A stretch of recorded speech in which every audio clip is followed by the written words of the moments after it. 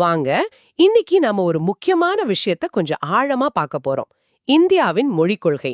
குறிப்பா இந்த தேசிய கல்விக் கொள்கை 2020 NEP 2020ன்னு சொல்றாங்களே, அதுல வர்ற மும்மொழி திட்டம். அப்புறம் இது சம்பந்தமா மகாராஷ்டிரால சமீபத்துல சில விஷயங்கள் நடந்துச்சே, அதையும் பத்தி கொஞ்சம் அலசலாம். நம்ம கிட்ட இருக்கிறது ஜூன் 30, 2025 த ஹிந்து தலையங்கம். இதுல இருக்கிற சிக்கல் என்னென்ன கருத்து இருக்குன்னு கொஞ்சம் தெளிவா புரிஞ்சுக்க முயற்சி பண்ணலாம். சரி. முதல்ல இந்த NEP 2020யோட மும்மொழி திட்டம்னா என்ன? சுருக்கமா சொல்லுங்களேன். ம். அது கொள்கை அளவுல பள்ளிக்கூடங்கள்ல மாணவர்கள் 3 மொழி கத்துக்கணும்னு சொல்லுது. 3 மொழியா? ஆமா. தாய்மொழி அல்லது வட்டார மொழி ஒண்ணு. அப்புறம் இன்னொரு இந்திய மொழி. அப்புறம் மூன்றாவது ஒரு மொழி. அந்த மூன்றாவது மொழி ஆங்கிலமா இருக்கலாம். ளையும் ஒரு வெளிநாட்டு மொழியையும் தேர்ந்தெடுக்கலாம்னு சொல்றாங்க. ஓ, அப்படியா? கொஞ்சம் ஃப்ளெக்சிபிளா இருக்கிற மாதிரி தெரியுதே, முன்னாடி இருந்ததை விட. ஆமா. அந்த நெகிழ்வுத்தன்மை காகிதத்துல பார்க்க நல்லாதான் இருக்கு. ஆனா ஆனா ஆனா நடைமுறையில ஒரு பெரிய பயம் இருக்கு பாருங்க. என்ன பயம்? அதாவது இப்படி ஒரு வாய்ப்பு கொடுத்தாலும் 2வது இந்திய மொழியா இயல்பாவே இந்தி திணிக்கப்பட்டுருவோங்கிற ஒரு அச்சம். அது பல மாநிலங்கள்ல இருக்கு. குறிப்பா தென்னிந்தியா, மகாராஷ்டிரா மாதிரியான இடங்கள்ல. இதுக்கு மகாராஷ்டிராவே ஒரு உதாரணம் இல்லையா சமீபத்துல? அதேதான். அங்க மாநில அரசு என்ன பண்ணாங்க, 5ஆம் வகுப்பு வரைக்கும் இந்திய 2வது இந்திய மொழியா ஒரு பொதுவான மொழியா கற்பிக்கலான்னு ஒரு முடிவெடுத்தாங்க. ஆனா அது பெரிய அரசியல் புயல கிளப்பிடுச்சு போல இருக்கே. ஆமா, பயங்கர எதிர்ப்பு வந்துருச்சு. அதனால வேக வேகமா அந்த முடிவை திரும்ப பெற வேண்டியதா போச்சு. ஓஹோ. இப்ப அதுக்குன்னு ஒரு குழு வேற அமைச்சிருக்காங்க, டாக்டர் நரேந்திர ஜாதவ் தலைமையில. இந்த மும்மொழி திட்டத்தையே மறுபரிசீலனை பண்ணி எல்லார்ட்டையும் பேசி ஒரு முடிவுக்கு வரணும்னு. முதலமைச்சர் கூட அதை ஏத்துக்கிறேன்னு சொல்லியிருக்காரு இல்லையா?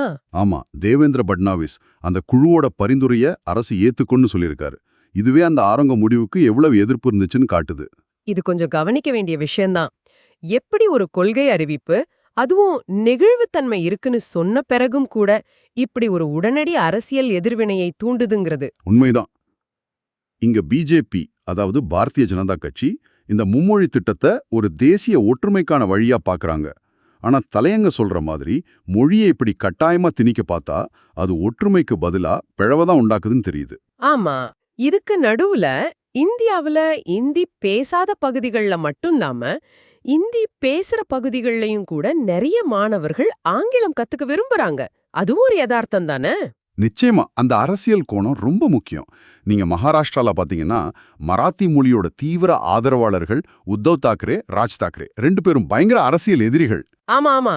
ஆனா இந்த இந்தி திணிப்புன்னு அவங்க நினைச்ச விஷயத்துல ஆளும் பாஜகவுக்கு எதிரா ஒன்னு சேர்ந்துட்டாங்க பாருங்க. அப்படியா? இது என்ன காட்டுதுன்னா, மொழி பிரச்சனைங்கிறது அரசியல் எதிரிகளை கூட ஒரு பொதுவான விஷயத்துக்காக இணைக்க முடியும்ங்கிறது காட்டுது. இதுல ஒரு முரண்பாடு இருக்கு பாருங்க.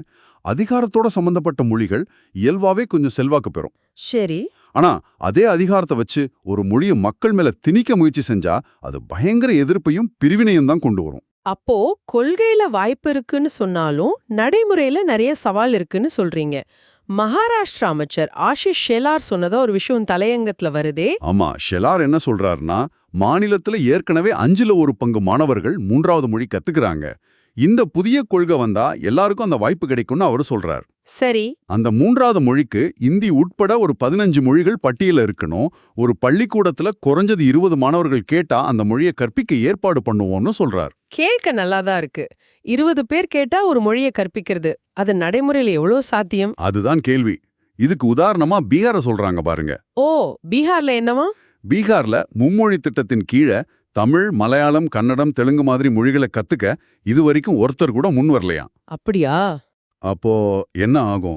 பெரும்பாலான மாணவர்கள் 3வது மொழியா கடைசியில இந்தியவோ இல்ல சமஸ்கிருதத்தையோ தான் படிக்க வாய்ப்பு இருக்கு இல்லையா?